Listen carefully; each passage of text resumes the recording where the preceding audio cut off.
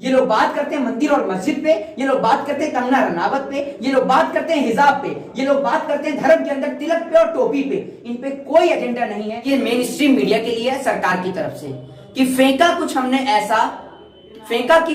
ऐसा कि देश में बवाल कर दिया। हमने अच्छे अच्छे पत्रकारों को दलाल कर दिया।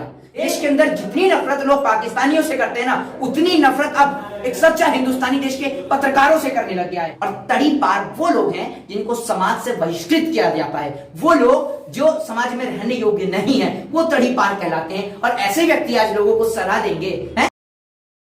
कार्यकर्ता मोहित शर्मा देखते आयोग से जानते हैं। देखिए, आज ये जो डायलॉग है, ये मेन स्ट्रीम मीडिया के लिए है, सरकार की तरफ से, कि फेंका कुछ हमने ऐसा कि देश में बवाल कर दिया। हमने अच्छे अच्छे पत्रकारों को दलाल कर दिया। ये देश के पत्रकारों के लिए लाइन है कि वो पत्रकार जिन्होंने देश के चौथे स्तंभ को शर्मिंदा कर दिया है, और देश के चौथे स्तंभ के पत्रकार, जो सच्चे पत्रकार, रवीश कुमार जैसे पत्रकार, अभिचार शर्मा, पुण्य प्रसून वाजपेयी, अजीत अंजुम जी जैसे पत्रकार, आज समाज के वो पत्रकारों को भी आज शर्मिंदगी महसूस होती है कि हमारे साथ के लोग क्या कर रहे हैं। आपने चंद पैसों के खातिर, सिर्फ कुछ नोटों के खातिर, आपने देश के चौथे स्तंभ को ना सिर्फ जंग लगाने का काम किया है, बल्कि उसे पूरी तरीके से घेरने का आपने काम कर रखा है। वो तो कुछ पत्रकार देश में जीवित हैं जिन्होंने से हाथ से रोक रखा है। वरना पत्रकार, मैं आपको इस देश के अंदर बता दूं कि इस देश के अंदर जितनी नफरत लोग पाकिस्तानियों से करते हैं ना, उतनी नफरत अब एक सच्चा हिंदुस्तानी देश के पत्रकारों से करने लग गया है। क्योंकि पत्रकारों ने जो काम और प्रोपेगेंडा शुरू कर रखा है ना, लोगों की मूलभूत आवश्यकताओं को उन पे बात करने के अलावा इनके पास ये उसमें कभी बात नहीं करेंगे। मूलभूत आवश्यकता रोटी, कपड़ा और मकान, शिक्षा और स्वास्थ्य, इन पे ना बात करके बात करते हैं हिंदू पे, बात करते हैं कास्टलिज्म पे, ये लोग बात करते हैं मंदिर और मस्जिद पे, ये लोग बात करते हैं कंगना रनावत पे, ये लोग बात करते हैं हिजाब पे, ये लोग बात करते हैं धर्म के अंदर तिलक पे और टोपी पे। इन पे कोई एजेंडा नहीं है। आप एक बात बताइए, अभी पिछले बार इलेक्शन हुआ तो हमने पुलवामा की घटना देखी, उससे पहले इलेक्शन हुआ तो पाकिस्तान देखने को मिला, फिर इलेक्शन आया तो CNRC देखने को मिला, कभी इलेक्शन आता है तो मॉब लिंचिंग देखने को मिलती है, कभी इलेक्शन आता है तो हिंदू खतरे में देखने को मिलता है। ये इलेक्शन चल रहा है या फिर कोई मदारी का खेल चल रहा है? अरे कभी कोई खतरे में, कभी कोई खतरे में। हिंदू मुस्लिम के अलावा कोई और एजेंडा इस देश के अंदर बाकी है या नहीं, ये बताइए। या खाली हिंदू मुस्लिम पे ही बात करनी है? तो एक काम करते हैं, अगर बात हिंदू मुस्लिम पे करनी है तो प्रधानमंत्री नरेंद्र मोदी जी को कुर्सी से हटा के एक पंडित को बिठालते हैं, और दूसरी जगह अमित शाह को हटा के एक मौलाना को बिठालते हैं, और मौलाना और पंडित का ये खेल पूरे देश में सिलसिला शुरू करते हैं। आप क्या देश को सिखा रहे हैं और क्या देंगे देश की आने वाली जनरेशन को? बेहतर शिक्षा आपके पास में नहीं है, आप बेहतर हेल्थ की बात नहीं करते। आपका वो गुल्लू का छोटा भाई एक और आ गया है?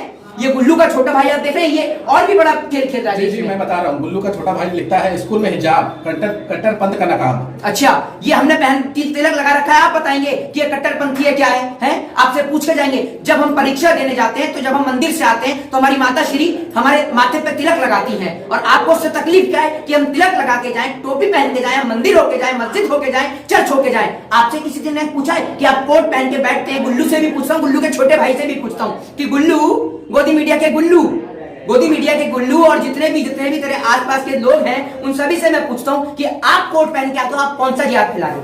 बताइए ना।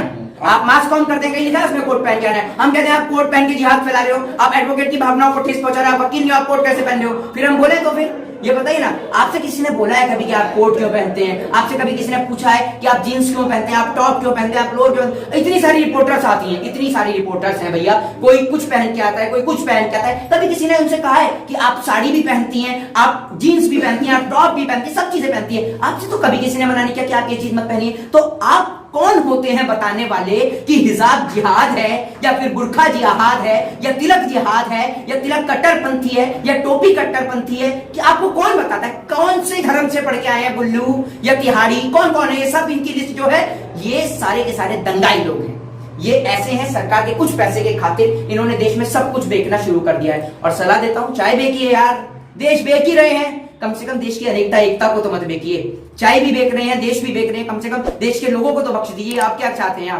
हम लोग आपस में लड़के मरे? अरे हमारे देश की तरक्की और डेवलपमेंट सोच लीजिए, देश कहां जा रहा है आज? सब देश इतनी तरक्की डेवलपमेंट पे पहुंच रहे हैं, आप हमारे देश के अंदर बात ही नहीं करते हैं डेवलपमेंट पे। आपने हमारे देश के अंदर स्कूलों पे इतने मोटे मोटे ताले लगा दिए हैं, आपको स्कूलों के नाम से कोरोना याद आता है, आप चुनाव के नाम पे कोरोना भूल जाते हैं। जनाब, इस देश की तरक्की के लिए सोचिए, ये देश डेवलप कैसे होगा, इस पे सोचिए।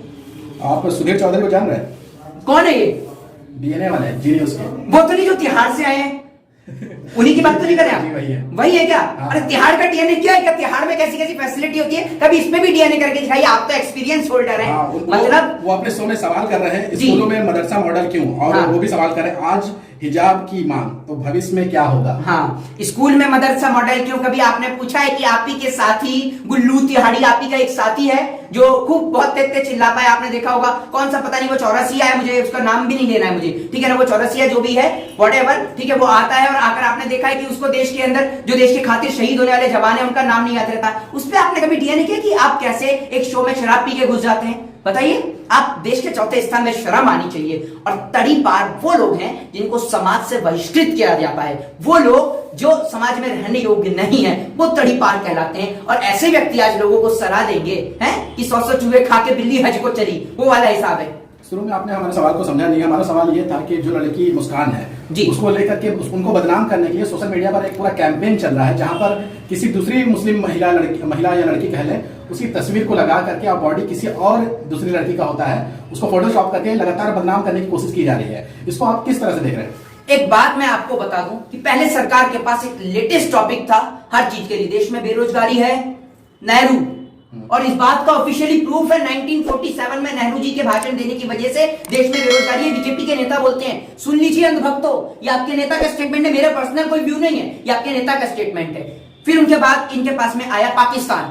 नेहरू जब थोड़ा सा पुराना हुआ तो इनके पास में आया पाकिस्तान। अब ये नया लेटेस्ट लेके आए हैं कि वो राहुल गांधी की पार्टी से है वो लड़की, ठीक है ना? बड़ा लेटेस्ट लेके आए हैं। जी, एक फोटो वायरल हो रहा है। हाँ। इसमें कहा जा रहा है कि जो लड़की मुस्कान ने अल्लाह अकबर ये नारा कोई नहीं कर लगाया, रहा राहुल गांधी की टीम की है, ये भारतीय जनता पार्टी के पैसों पे पलने वाली भारतीय जनता पार्टी की आईटी सेल के चटपुंजे नफरत चिंटू हैं। ये नफरतबाज लोग देश को तोड़ने की कोशिश कर रहे हैं। ये कभी किसी को आईएसआई का एजेंट बताते हैं, कभी किसी को पाकिस्तानी बताते हैं, कभी किसी को आतंकवादी बताते हैं। एक बात बताइए, अभी पत्रकार उत्तर प्रदेश में कुछ दिन पहले आपने देखा होगा कि आतंकवादी पकड़े गए थे। वो आतंकवादियों का क्या हुआ पता चला? अरे तिहाड़ी साहब डीएनए कर लेते आतंकवादी पे, उनपे तो डीएनए कर लेते कि सरकार ने करा तो करा क्या उन आतंकवादियों का? सिर्फ सरकार ने दिखा दिया वो आतंकवादियों का हुआ क्या, वो किसके कहने पे आए और कैसे घुस गए एक प्रदेश के अंदर, इसका तो बता दीजिए। आपको बड़ी तकलीफ है हिजाब से, आपको बड़ी तकलीफ है मेरे माथे पे लगे तिलक से, अरे आपको बड़ी तकलीफ है इस देश की यूनिटी से, तो हिंदुस्तान छोड़ दीजिए। अगर देश की एकता अनेकता से आपको डर लगता है, अगर जिसको भी तकलीफ है हिंदुस्तान के अंदर तिलक और टोपी से, तो चले जाइए इस मुल्क को छोड़कर, चाहे वो हिंदू हो, चाहे मुस्लिम हो, चाहे सिख हो, चाहे ईसाई हो। सबको खुलेआम कहता है मोहित शर्मा कि जिसको इस वतन से नफरत है, जिसको इस वतन में तिलक और टोपी से नफरत है, वो ये वतन छोड़ के चला जाए, क्योंकि ये वतन अतिथि देवो भव का वतन है, ये वतन वसुदेव कुटुंबकम का वतन है, ये वतन हिंदू मुस्लिम सिख ईसाई एकता का प्रतीक है। ये वतन इस देश के अंदर महारानी लक्ष्मीबाई, ये इस वतन इस देश के अंदर मौलाना अब्दुल कलाम आजाद का प्रतीक है। आपसे पूछने की जरूरत नहीं है कि कौन तिलक लगाएगा, कौन टोपी लगाएगा, कौन पगड़ी लगाएगा और कौन चर्च में मोमबत्ती लेके जाएगा। ये फैसला आप करने वाले नहीं होते। आप फैसला ये करिए कि देश की इकोनॉमी कैसे कमजोर पड़ रही है, देश के अंदर शिक्षा कैसे कमजोर पड़ रही है, देश में बेहतर स्वास्थ्य कैसे नहीं मिल रहा। आप इस बात पर बहस करिए, लेकिन इस बात पर बहस तो आप जनाब जब करेंगे जब आप खुद पढ़े लिखे हो। आप खुद पढ़े लिखे होते नहीं और जनता को सिखा रहे हैं कि कैसे पढ़ाई की जाती है। स्कूलों पे ताला लगाकर क्लब और मॉल पब और बार खोल के आप लोगों को कोरोना की दुहाई देते हैं। क्लब मॉल पब बार खोल के होम डिलीवरियां करवाकर आप उसके बाद में चुनाव करवाकर लोगों को बताते हैं कोरोना है, घर में रहिए, मास्क लगाइए, और प्रधानमंत्री खुद नहीं लगाते और देश में नफरती जहर खोल रहे हैं। शर्म आनी चाहिए नफरत फैलाने वालों को। और मैं देश की सर्वोच्च न्यायालय से, एक कानून का छात्र होने के नाते देश की सर्वोच्च न्यायालय से मैं अनुरोध करूंगा कि भाई सर्वोच्च न्यायालय को तत्काल इनके ऊपर एक्शन लेना चाहिए। ये मैं सबसे पहले सर्वोच्च न्यायालय से गुजारिश करूंगा। रूबिका लियाकत जो है वो ट्वीट करके कहती हैं कि देश जो है, देश के जो महिलाएं हैं वो अगर पुराने जमाने में जाए तो जो देश के मुस्लिम महिलाएं होती थी वो पहले वो दुपट्टा और साड़ी का जो पल्लू है वो लेकर के अपने सर पे रखा करती थी। लेकिन आज जैसे जैसे देश आगे जा रहा है, जैसे जैसे हमारा देश तरक्की कर रहा है, मुस्लिम लोग जो है, मुस्लिम कट्टरपंथी, उनका कहना है कि मुस्लिम कट्टरपंथी जो है वो लगातार हिजाब को बढ़ावा दे रहे हैं। इस पर आप क्या कहेंगे? अरे भैया, मुस्लिम कट्टरपंथी नहीं है, हिंदू कट्टरपंथी नहीं। आप मेरी बात सुनिए। हमारे धर्म में बेटी के सर पे पल्लू, बहन के सर पे पल्लू, बहू के सर पे पल्लू, ये हमारे धर्म का रीति और रिवाज है। आप हमारे धर्म से खिलवाड़ मत करिए जनाब, बता दे रहे हैं। हमारे धर्म के अंदर जब हिंदू धर्म की मैं आपको बता रहा हूं सर, हिंदू धर्म के अंदर जब देख बहू होती है वो अपने ससुर के सामने आती है तो वो सर के नीचे पल्लू करके आती है। ये हमारे धर्म में एक रिस्पेक्ट करने का तरीका है। हम किसी को जबरदस्ती नहीं कहते। हमारा धर्म या आपका धर्म या मुस्लिम का धर्म ये नहीं कहता। हम जबरदस्ती बच्चियों से नहीं कर रहे भाई। मुस्लिम लोग जबरदस्ती थोड़ी करें कि आप हिजाब पहन के जाइए। उनकी मर्जी होती है तो पहन के जाती हैं। जहां उनको लगता है कि भैया मॉडर्न पार्टी तो वहां वो नहीं पहन के जाती हैं, सीधी सी बात है। बट जहां उनको लगता है कि भाई अब आप एक बात, सर्दी में चाहे हिंदू लड़कियां हो, चाहे मुस्लिम लड़कियां हो, चाहे सिख हो, चाहे ईसाई हो, सभी लड़कियां सर पे स्कार्फ बांध के आती है नहीं आती हैं? बताइए आप उसको आप किस श्रेणी में लेंगे? ये बताइए। आप नर्सिस को देखिए वो भी सर पे लगाए रखती हैं। आप किस किस का क्या क्या बंद कराएंगे? और यही ठेका बचाएगा देश के अंदर। भाई मुद्दों पे बात करनी है तो मोहित शर्मा को पकड़िए, बाकी जाति धर्म और हिसाब पे बात करनी है तो भारत देश के नफरती चिंटुओं को पकड़िए। जयराम जी की।